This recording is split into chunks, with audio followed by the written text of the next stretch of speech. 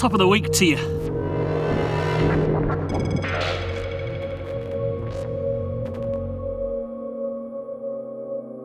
Thanks very much for your kind words about my embarrassing dad dancing. Thanks to the guy who made the GIF.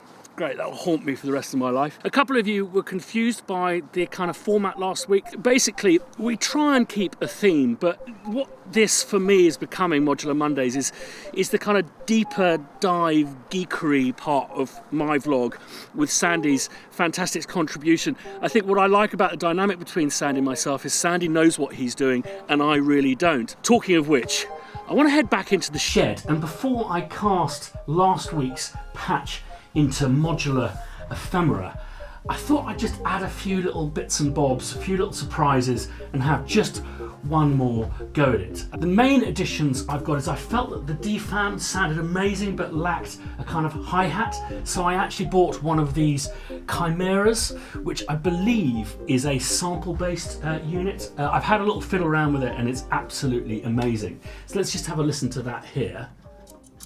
Everything's been controlled from the Metropolis here, with the Rene doing all sorts of sequencing functions, namely on the X sequencer, it's basically controlling the timbre of the bass here. I'm just going to turn that down because it's quite annoying. On the Y, we've got it controlling the different notes at a slower speed. And what I've worked out is the Cartesian, the C sequencer here, is based on what you're doing with X versus Y. So you'll hear that is moving through just like the Y, left to right, but vertically, you see this is going much, much slower. So what's happening is this is repeating and then going up like that, which is rather clever. Now it's that that's controlling the hi-hat. So if we turn that up, so it's controlling both the trigger, and we're also using the CV here to control the VCA. That slightly offbeat feel is programmed there. I did actually try this ears thing here, but it's just a bit too random for me to kind of open up, but I couldn't really get that to work brilliantly. I also really struggled with the Mother 32, but I just persevered and persevered. And this is what I'm kind of getting out of hi-hats, thank you very much. This is what I'm kind of getting out of this whole modular experience. Is at first it was about like really learning and understanding what was going on. Now I've gained a little bit of confidence just to kind of, you know, mess around, if you know what I mean. For example, with the DFAM, you've got, like, see, I've got some patches in here. I just really worked out what is in and what is out, and just patched some stuff in to basically try musically in my head. I had an idea of what notes, what kind of beats I wanted to play, but where the actual sound is concerned, it really is just this kind of very fluid kind of process. So I've also sequenced up the Mother 32 with various different clocks and voltage sources. This is what it sounds like. Commodore 64. Stuck it into this Marine Layer reverb by Fender, and then into the timeline. So if you recall, last week we were using the piano through this mic going into this audio sustain pedal by Game Changer Audio. Build quality of this, by the way, is absolutely brilliant. Going into the loop station, going into the Big Sky, but I've added some extra bits and bobs to this. So let's just quickly do a very quick loop.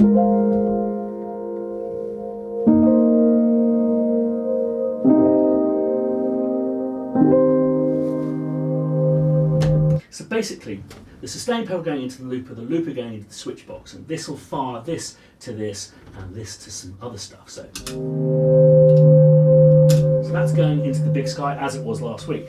Now, I've also got this whammy pedal, which is rather clever because it basically means that we can do some extraordinary kind of pitch bending. So let's have a look at this. So here's it looping as before. Now we can add this drop tune here.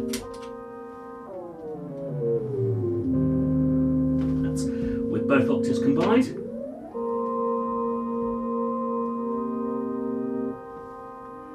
Or you can use the whammy bar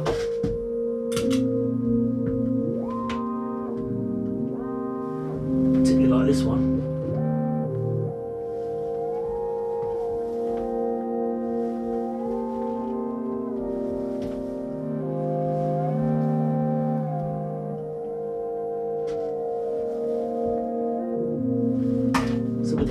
2.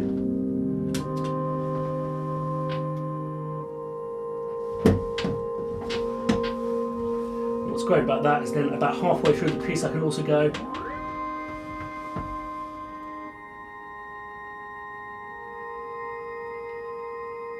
I've also got this going into my Axe Effects Pro, which I always find a little bit mono sounding, so I put it into my Dimension D.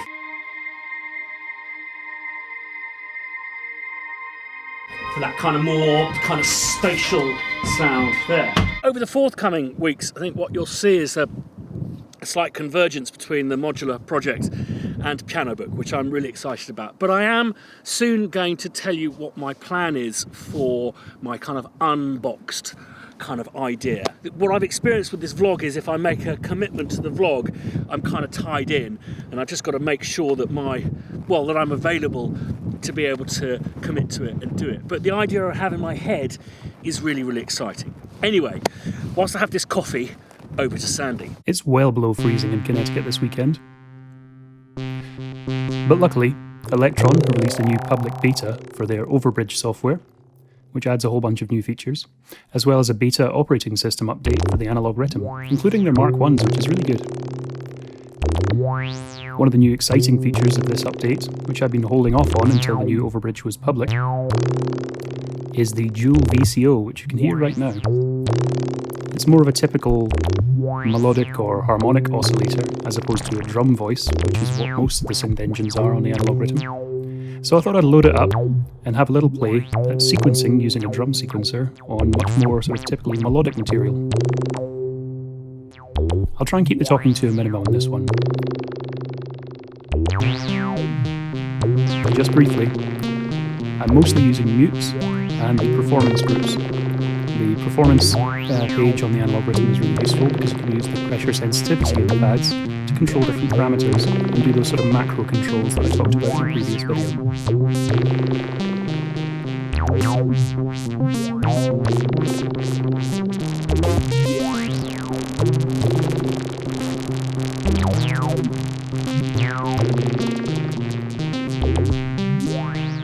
So just here I'm doing one of my favourite things, which is putting a low frequency oscillator with a sort of sawtooth or an exponential sawtooth on the filter cutoff, and then messing with the rate of that and the depth of that.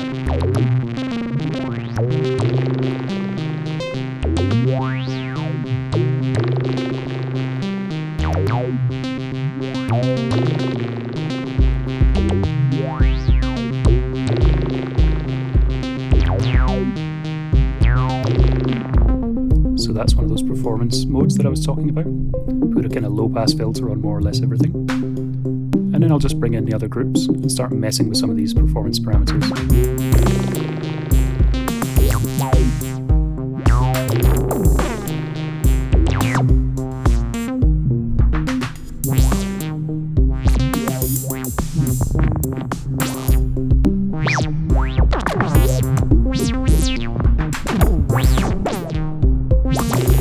Here, by using and combining these different performance groups and the different sort of macro controls, you can get pretty powerful sounds out of just a couple of oscillators. I think the next step for experimenting with this is to hook up the analog 4 and the rhythm together via MIDI, and then use these performance pads, or find a way of using these performance pads to control CV on the modular.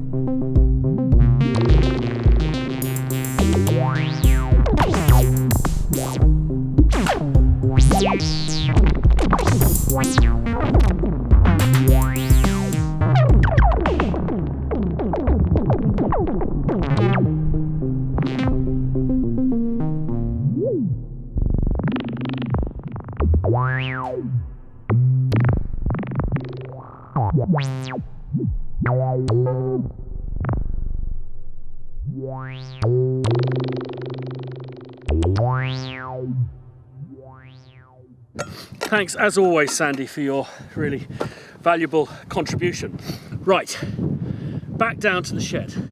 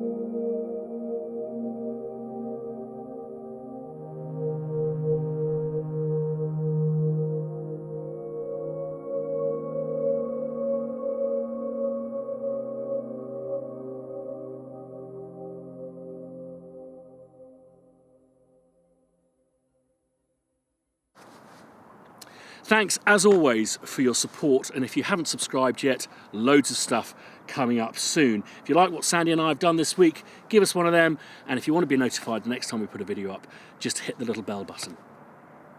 See you next time.